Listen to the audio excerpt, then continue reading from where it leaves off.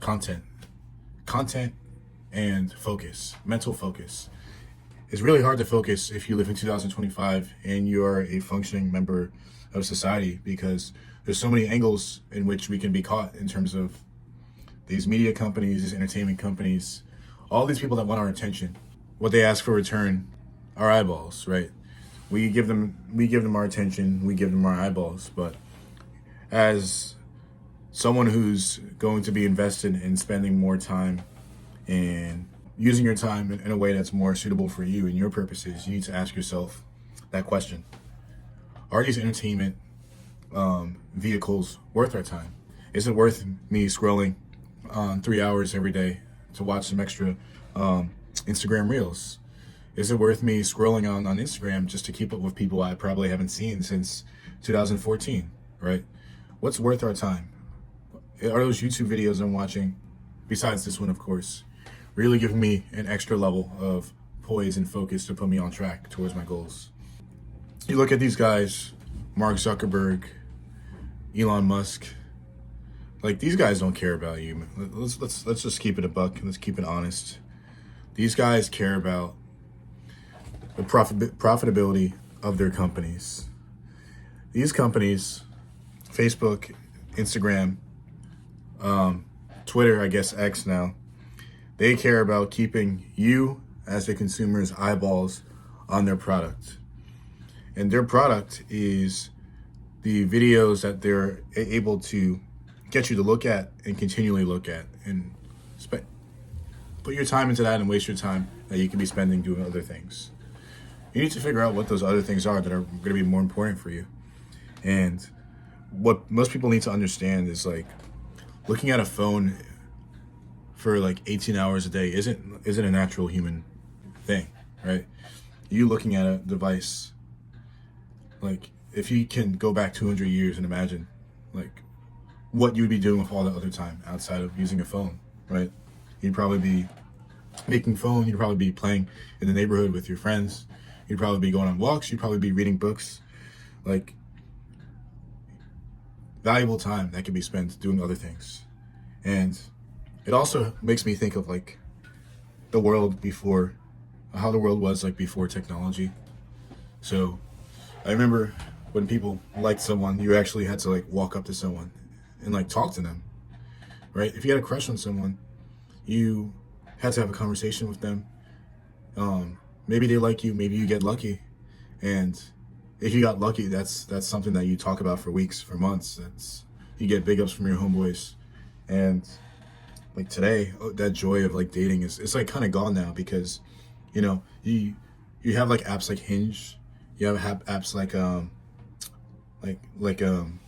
Tinder, where all the hard work is done for you. So it's like, you know, things are different. Things are different for sure. And it ultimately, for me, like, when I think about this stuff, it paints a picture of a world of, like, easy access. Everything is handed to you, and the people in power or the people in charge tell you what's important to you. They tell you that the things you're spending your time and energy and attention on are worth spending your time, energy, and attention on. But the people that are worth looking up to, like people that are really doing things with their time on this earth, like, you look at some influential figures, Warren Buffett, Arnold Schwarzenegger is another one, Will Smith. These guys have schedules. And another one I'm thinking of right now, actually, is David Goggins. These guys have unbelievably disciplined schedules. Unbelievably disciplined schedules. You wouldn't, like, if you had to sit there and think of, like, what these guys are doing that are already so successful, and, like, it's almost insane to think of the level of discipline that these guys that already have already made it really far in their own careers, but they're still shooting for and searching for other ways to grow. And compare that to you, the average Joe, who no one knows your name. You haven't accomplished anything. You don't even have $5 to your name, but you want to think that you could, like, work less hard than the people I just mentioned. You think you can get by barely making it and barely showing effort, and think that you're going to be able to sit at the same table tables that these people are sitting on, it's a pipe dream. It's a pipe dream. In order to get to where you need to get to, you're gonna need to work harder, and 5 times harder than what your peer is. You need to work 5 times harder and have 5 times the level of focus that the average person. You guys need more fucking excuse me. Try not to curse for this algorithm, but you guys need more scars on your body, man. You guys got a face that looks like a baby's bottom, and you expect people to look at you in these rooms and treat you with any level of trepidation or fear or seriousness. Problem is, people could look at you in your face and they can tell that you're not about it. They can tell that you're not battle tested. They can tell that you don't have the experience of struggle and that built-in discipline that you could see on the face of someone who's been there and done that. They can look at you and tell and know right off the bat, like, you're not cut from that cloth. And that's the weakness, right? And obviously, like I said earlier, that comes with the lack of discipline. That comes with the lack of reps that you're putting in.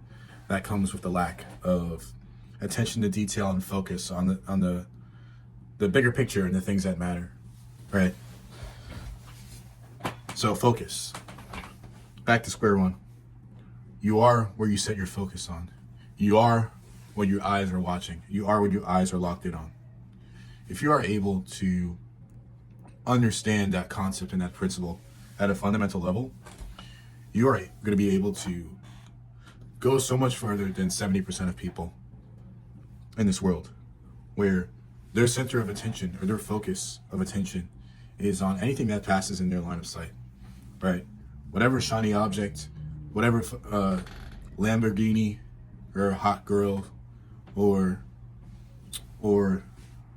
bag of cash or whatever kind of passes their line of sight, they're going to want to grasp onto that at the expense of any kind of higher minded, longer term goal that might be beneficial for them to pursue. They're not going to do it because they're not going to be able to see that goal in front of them, but also they're not going to be able to capitalize on the opportunities to go after that goal as well. So yeah, that's a big thing I've noticed. And you got to cut out these distractions, guys.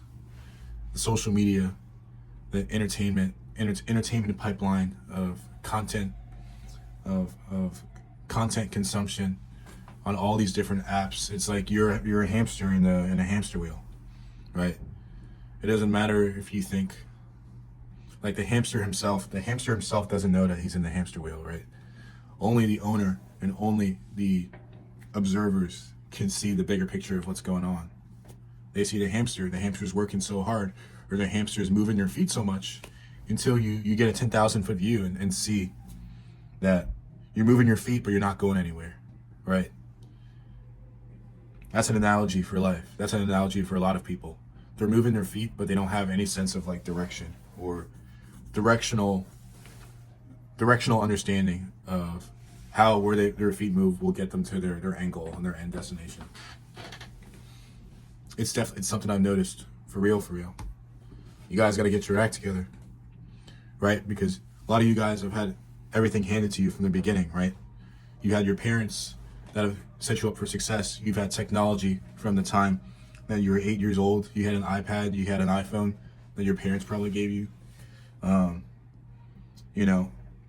You're in school. You're in school for 15 years, so you thought you were safe. You thought your entire life was going to be people telling you what to do and what paths to do, and giving you kind of this safe space to kind of just, like, rest and play, right? Until you finish school and you realize, like, you're on your own, man. Like, there's gonna be no mommy or Mr. or Mrs. whoever who's gonna show you how to get to that water, right? That's the situation right now. It's an urgent situation. And you know what?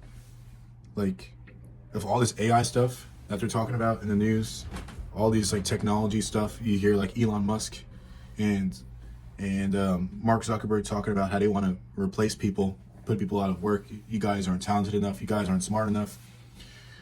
we're living in a world where consumption is the first step on a pipeline to obsolescence. What do I mean by that? Let me be more particular with my words. We're living in a world where if you aren't architecting anything, if you aren't producing anything, if you aren't creating anything, if you aren't engineering and building things from scratch, then you're on the pipeline to be taken advantage of and commoditized by someone else who can use you for their own goals, for their own benefits, for their own agendas and objectives. So creating and using your brain to think bigger than just consuming and being a piece in someone else's vision is going to be more and more important as the world starts to change these next couple of years.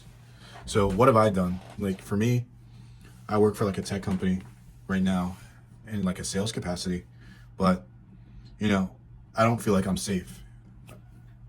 Like I don't feel like I'm always going to be safe, right? So what am I doing like in the meanwhile, right? So you guys could even like see some of the stuff I'm working on.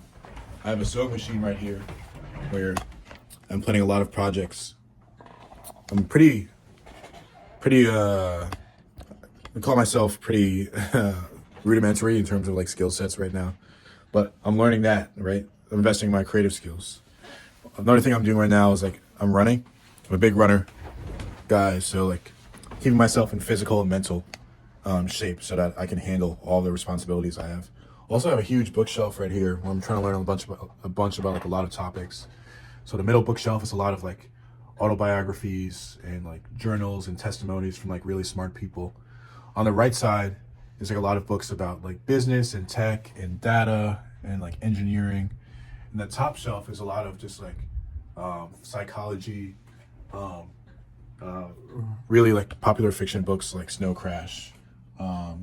Good book by Alan Lightman, highly recommended. It's a book called Einstein's Dreams, and it talks about the concept of, or should I say the theory of relativity, and it talks about that really technical concept in plain